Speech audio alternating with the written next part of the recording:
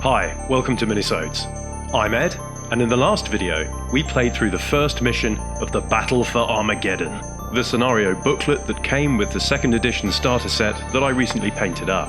It pitted a combat squad of Space Marines against 30 Gretchen, and after a punishing couple of turns, the Blood Angels managed to inflict enough casualties on the diminutive Greenskins to break 2 of their units. But, at the 11th hour, James rallied one of his mobs to secure a draw. It was a great introduction to the basics of 2nd. So now we're up to speed, let's see what happened next. Mission 2. High Ground. With the perimeter stabilised, Squad Mephisto was ordered to set up their missile launcher on high ground in the ruins of the Shrine of the Emperor Triumphant. From this forward position, it could cover the road leading to the bridge and bring fire down on forces attacking the perimeter. Before midday, the squad spotted 2 Orc battlewagons roaring towards the bridge at high speed. The squad's first crack missile smashed the lead battlewagon off the road, making it crash into a wall. Their second missile tore a wheel off the other battlewagon and brought it skidding to a halt with Orcs spilling out in all directions. Shortly afterwards, the survivors of the 2 battlewagons were joined by another group of Orcs on foot, and the combined force prepared to assault Squad Mephisto's position. Holding action. Blood Angels briefing. Your squad must hold their forward position in the Shrine of the Emperor Triumphant for as long as possible before withdrawing to defensive positions around the bridgehead. The attacking Orcs have been identified as Goff warriors, so a close assault is to be expected. The foe is savage, but the sword of purity is stronger. Forces. You have 1 combat squad of Space Marines under your command. All Space Marines are equipped with Mark 7 power armor, bolt pistol, and frag and crack grenades. In addition, the Space Marines are armed with the following weapons. Squad Mephisto, Brother Mephisto, bolt gun, 3 Space Marines, bolt gun, 1 Space Marine, missile launcher, targeter, frag and crack missiles. Assault. Goff Orcs briefing. You gotta get up there and scrunch that missile launcher so as we can bring up the Dreadnought and squash the homies round the bridge. You ain't got enough boys for 2 proper mobs, so you'll have to organise them yourself. Forces. 15 Goff Orcs armed with bolt pistols, axes, and frag stick bombs. Objective. Splat that missile launcher, and the rest of them too if you can. This time round, I would be commanding the Orcs, and as per the mission rules, I could divide up my Goffs however I saw fit. I had a few options here. 3 mobs of 5 would give me lots of room to manoeuvre, dividing James's fire and maximising cover, but at the same time, making the Orcs liable to break easily after only a few casualties. Alternatively, 1 mega mob of 15 could soak up lots of fire, but it would be harder to keep in cover, and it could also be potentially decimated by a well-placed frag missile. So, after some deliberation, I decided to have 1 mob of 10 and another of 5, giving me a little bit of flexibility and the best of both worlds. After setting up our forces, James and his Blood Angels got first turn. He had wisely set up his missile launcher with a commanding view of the battlefield on top of a ruin, whilst the rest of his brethren took up firing positions nearby in the rubble of the Shrine of the Emperor Triumphant. The other Marines were out of range, so searching for targets on future turns, James moved his squad forwards, careful to keep the missile launcher both stationary and in cohesion with the rest of the squad. Taking aim at the large mob of Goffs on his right flank, the Devastator Marine fired, scoring a direct hit with a frag missile. But the Orcs were tough, and the shrapnel failed to wound a single one of them. In my first turn, I ran my large mob forwards, trying to keep as much cover between them and the Marines as possible. On my right flank, the smaller mob dashed into the ruins in front of them.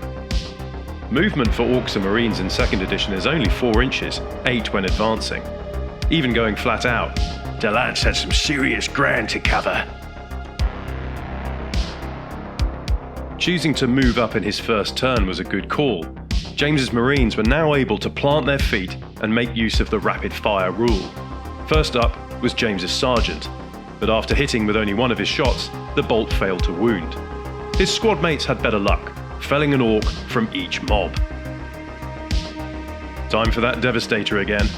Another frag missile shrieked across the battle grid, this time hitting and obliterating 2 orc warriors. With more than 25% casualties, it was time to make a brake check. Orcs have substantially more bottle than Gretchen, but even so, they only passed this by the skin of their teeth. Ignoring the torrent of bolt shells, I advanced the dwindling mob once more. I had to get them into close combat, or at least into effective range of their bolt pistols. The other mob ran too, hoping to close with the pesky Beaky with the missile launcher in the following turn. James, sensing my crude orc strategy and the encroaching tide of green, repositioned his squad. He chose to forego firing a shot with his missile launcher to place him safely behind the coolly redeploying Blood Angels. Their covering fire felled yet another Goff, the explosive bolt hurling him off his feet. With the Space Marines making a tactical withdrawal, I had no choice other than to press on, bringing the small unit of Goffs close enough to spray them with their crude bolt pistols on the next turn. I still had 6 hefty orc lads in the mob to James's left, and I was faced with a difficult choice: stand and shoot, or race forward hoping to pull off a brutal charge on the last turn. This was a gamble, and it would rely heavily on James's dice abandoning him. Still, it was my only shot at pulling off a win at this point, and I felt like it was the orkiest thing to do.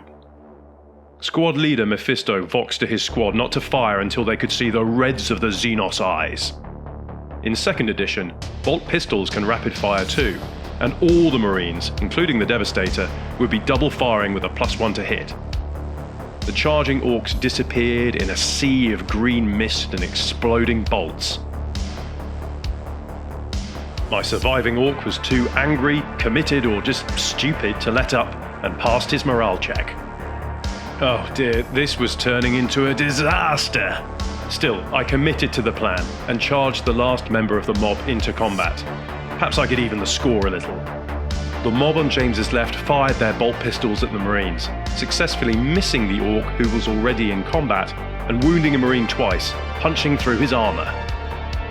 In close combat, my lone orc attacked twice, scoring a critical hit and raining blows on the Marine. But sadly, it was not enough to wound his transhuman adversary. And with that, the surviving orcs skulked back through the ruins, scavenging loot from their dead and arguing about how best to explain what had just happened to the boss. So at the end of that, the orcs failed to achieve their objective, and the pesky missile launcher remained intact. James had triumphed with a single victory point for inflicting over 50% casualties to the large orc mob. Well, that was a bit of a disaster for the orcs, but James played an absolute blinder, keeping the orcs at arm's length, utilising rapid fire, and focusing on keeping the missile launcher out of harm's way. In retrospect, perhaps I should have just headed down the centre and used more cover on the way over. I've said it before in this video, but it's very noticeable how different the pace is compared with later editions. The 4-inch move, combined with the fact that there's no charge phase and there are only 4 turns, means that close combat is only really on the cards in the last turn, or I suppose once dedicated assault troops or transports hit the table.